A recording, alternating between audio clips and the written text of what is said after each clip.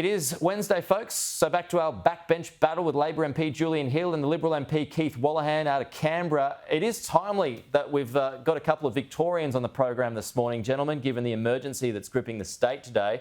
So, Keith, I'll start with you. 500,000 homes without power.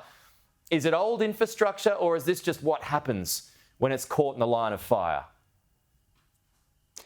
I think with all of these things, we've got to do a proper analysis of what happened. Can I just say my thoughts are with those who are immediately affected, and particularly the firefighters who've been involved in this. I understand there was 5 CFA volunteers who had a blowover. I hope they're okay. And it just reminds us all as Victorians how precious our CFA volunteers are and how grateful we are to have them. I think we need to look at the reliability and the resilience of the Victorian energy grid. This is a wake-up call for Victorians and for us here in this place.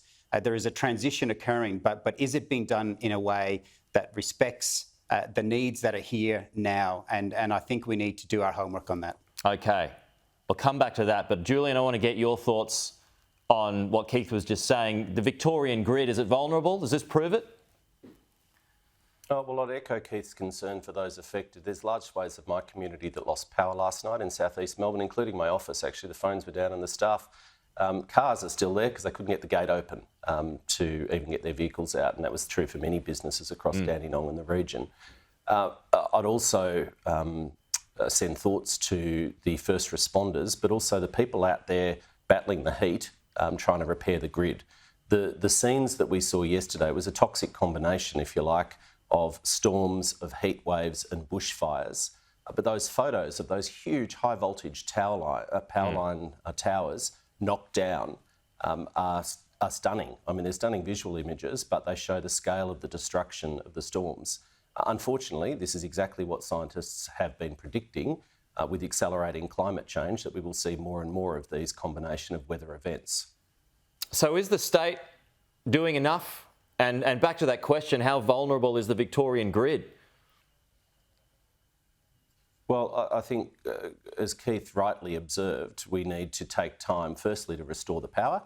And these storms and incidents have happened before, where we've had major transmission lines knocked out in the state's history. So we need to focus on restoring the power and then examine exactly what happened and whether there's any lessons to be learned. But to be very clear, the grid stability issues were caused by extreme weather events. That's the information that's come to hand so far. Yeah. So what do you want to see change? Before we move on, Keith, well, you just you hinted at this in your first response. The way forward here?